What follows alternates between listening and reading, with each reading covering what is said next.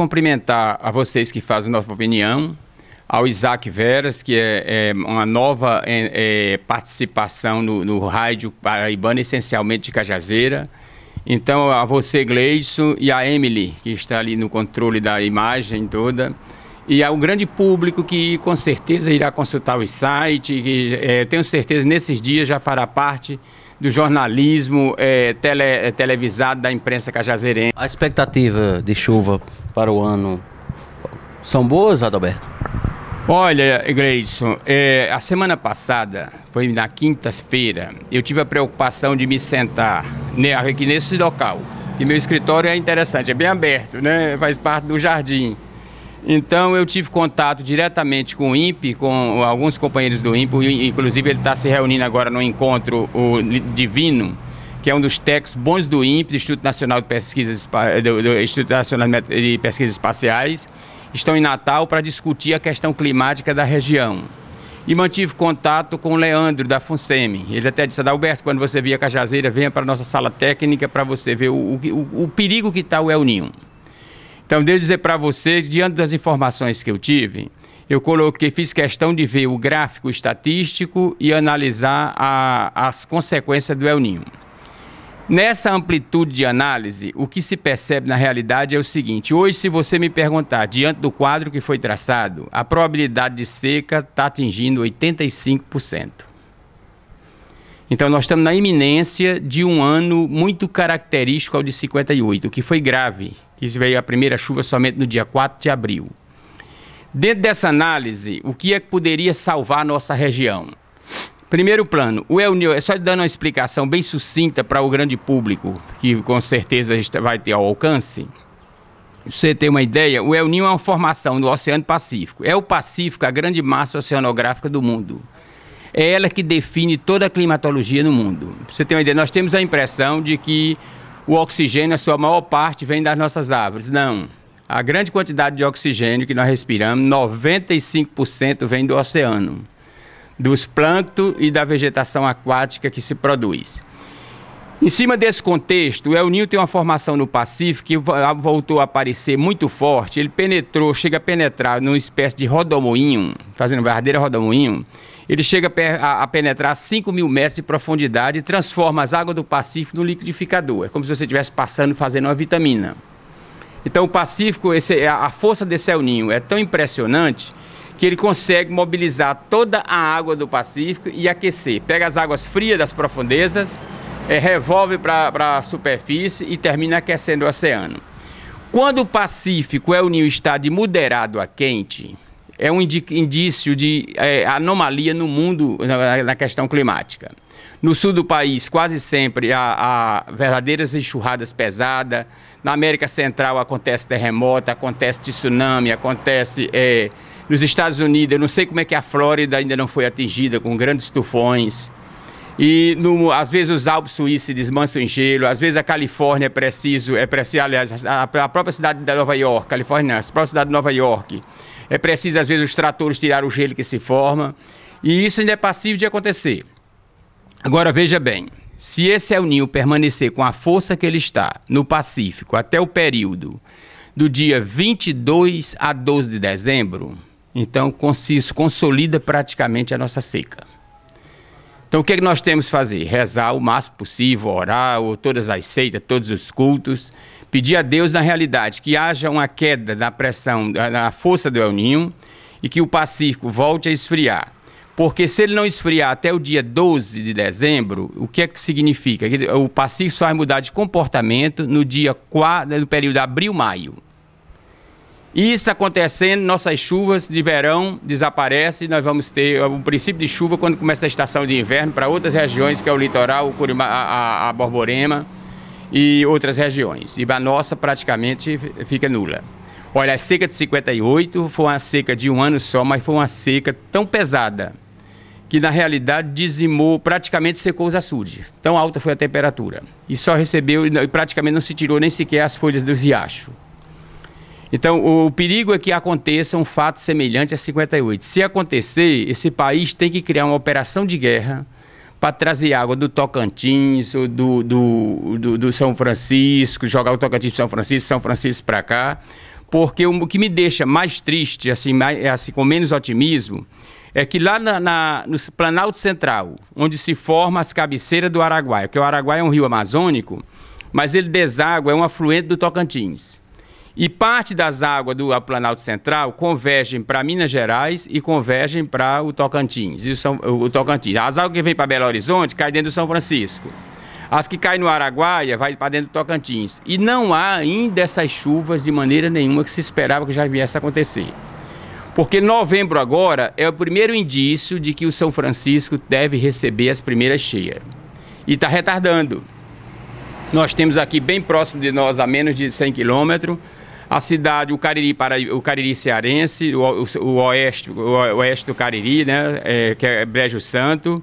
E Brejo Santo, quase sempre, essa época, Brejo Santo, Porteira, aquelas cidades dali, Missão Velha, começam a preparar, a cortar o solo já molhado para o plantio de feijão. E não há nenhum indício de chuva ainda nesse sentido.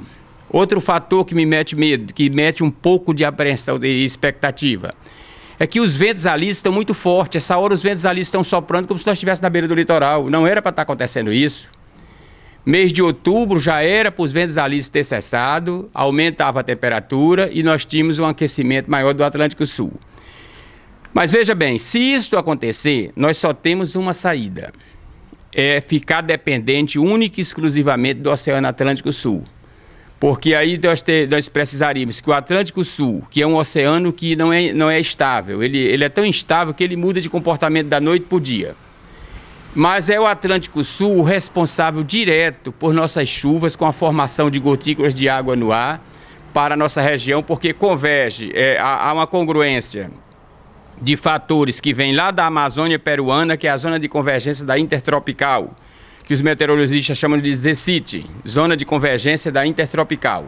Essa zona de convergência são esses rios aéreos, essas nuvens pretas que vêm lá do Amazonas, que a gente diz assim, eita, menino, vai cobrir tudo de chuva. Às vezes se forma até nimbus. Então, quando isso acontece, pega o Atlântico favorável, com gotículas de água bastante no ar, então há uma condensação e nós teríamos chuva. Mas para isso é preciso que esses rios aéreos, a zona de convergência tenha um deslocamento para a costa do Ceará ao Rio Grande do Norte, da cidade de Pecém até o Rio Grande do Norte. E o Atlântico esteja aquecido. Se isso acontecer, mesmo em anos de El Niño, nós temos essa probabilidade de 25% de invernia. Agora, se acontecer uma bifurcação da zona de convergência, como aconteceu ano passado, um ramal se dividiu para cá, mas o Atlântico sem força. O outro convergiu lá para o Espírito Santo e terminou por deixar nossa região praticamente seca, onde não houve escoamento superficial e nossos mananciais hoje estão tudo pedindo socorro numa situação delicada. Ao ponto que eu acho que o sistema Mamuaba, aquele sistema de João Pessoa, que acumulou bastante água, o governo do estado já deve estar pensando em levar aquela água, parte daquela água, transplantar para Campina Grande, porque você pegar uma cidade de mais de 500 mil de habitantes sem água, olhe, é um Deus nos acuda. Nós não temos um governo com a preocupação de uma operação de guerra. Esse governo, para corromper a sociedade, em 14 anos, corrompeu toda a sociedade brasileira. Se desviou os recursos, se desviou tudo. E não se preocupou de maneira nenhuma na grande problemática de água, de transpor água e isso tudo. Muito embora o Lula deixou o projeto assinado, a gente sabe que todas as obras superfaturadas, hiperfaturadas, param ali para conseguir mais aditivo. E vamos pedir a Deus que o São Francisco saia. Mas há uma preocupação muito grande na transposição, porque se você, Gleison, assistiu a audiência pública que houve no Congresso Nacional essa semana que passou, então a barragem, a primeira grande barragem do São Francisco é Três Marias, está seca, está no ponto morto. De Três Marias, da abaixo de Três Marias, vem Sobradinho. Sobradinho tem uma capacidade de acumulação de 34 bilhões. Hoje se encontra com apenas 9% da capacidade. Ao ponto de não estar gerando energia com a potencialidade das 8 turbinas que ela apresenta. Quem está controlando o Rio São Francisco é Sobradinho. Tem regiões de Alagoas e Sergipe que estão vivendo caos, em decorrência exatamente das águas terem baixado demais. E você praticamente toma banho hoje no Rio São Francisco sem ter perigo de se afogar. Então, graças a Sobradinho, é que o rio hoje está correndo ainda, senão ele estaria praticamente seco.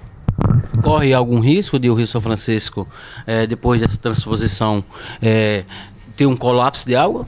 Olha, com a transposição recebe água abaixo de Sobradinho. Agora veja bem a situação. Numa questão emergencial, Sobradinho ainda está liberando 600 metros cúbicos por segundo. A capacidade dela liberar é média de 800 metros cúbicos por segundo. Ela está controlando o rio com essa vazão, já se fala em diminuir essa vazão, ao ponto que os empresários que lidam com o agronegócio, principalmente da agricultura, da fruticultura de exportação, todos eles estão reunidos com a Chesf e a Codevasf, no sentido de que possa se liberar um pouco d'água a mais para salvar as culturas. Porque se deixar aquele investimento morrer, então nós vamos ter um prejuízo na margem do São Francisco de US$ 1 bilhão em fruticultura de exportação. Então praticamente dizima a economia daquela região. Então, urgentemente, esse governo federal, se tivesse posições de estadista, e nós tivéssemos um congresso que representasse na realidade a sociedade, nós já teríamos construído uma grande barragem do Tocantins, estaríamos jogando água do Tocantins, que é um rio amazônico, para o Rio São Francisco, estaríamos transpondo água do Tocantins para os Inhamuns no Ceará, porque nós temos que pensar que toda a reserva hídrica que nós temos até hoje, ela foi projetada até 1986, a exceção única foi o Castanhão, que já estava projetado. Todas as reservas hídricas, ninguém pode se queixar da climatologia, não. No entanto, nossa classe dirigente é que não mentalizou que nós tínhamos uma população de 70 milhões, 80 milhões, de que a capacidade hídrica nossa era para atingir uma população de 70, 80 milhões. Nós ultrapassamos quase 200 milhões de habitantes. Um país de dimensão continental era para ter feito integração de bacias amazônicas com São Francisco com a bacia do Prata, o Prata com a bacia do Rio Doce. Não tem sentido São Paulo, uma cidade com 8 milhões de habitantes, não ter água. Adalberto, aqui em Cajazeiras houve virculado na imprensa, a ESA, a ANA, que não controlou as águas da forma correta. E por isso que o açude de Engenheiro Ávido secou e está numa vazão mais rápida. Voltando para o São Francisco, se não for feito um estudo bem feito, se não for feito tudo da forma correta, poderá acontecer o que aconteceu aqui no açude de Engenheiro Ávido? Olha, o São Francisco, a sorte do São Francisco é que tem grandes barragens, tem a barragem de Sobradinho como o pulmão da barragem. Abaixo do São Francisco você tem Paulo Afonso 1, 2 e 3, Itaparica, Xingó, que são barragens que dá para controlar a perenização do rio abaixo. O rio já só chega a desaguar. Hoje talvez esteja desaguando uns 300 metros cúbicos por segundo no mar. Pra você ter uma ideia, o São Francisco é um rio que tem uma potencialidade tamanha de ser abastecido pelo Araguaia Tocantins. É só questão de governo. Governo que considera a obra faraônica não é governo. A luta nossa pela transposição, quem mais combateu a transposição foi as esquerdas, da época o PT. Combatia, dizia que as caixas d'água resolvia, que as barragens de fundação, de fundação com plástico resolvia. Então eles não tinham noções do que era uma crise hídrica. Na realidade, a ANA não pode criticar nada, porque desde 1911... que o gráfico estatístico de Girardi Teixeira já mostrava que nós íamos ter um período acíclico, de pouquíssima chuva e de escassez de água. Nesse contexto, o Denox, o pessoal tem mania de culpar o Denox. O Denox, a última liberação de água, não afetou nada da questão do abastecimento. Até porque tinha um fundo social muito grande que era o perímetro irrigado. Agora, foi liberado 6 milhões ou 11 milhões de metros cúbicos, mas foi em anos que tinham ainda um abastecimento. Toda a sequência veio posteriormente com esse período acíclico.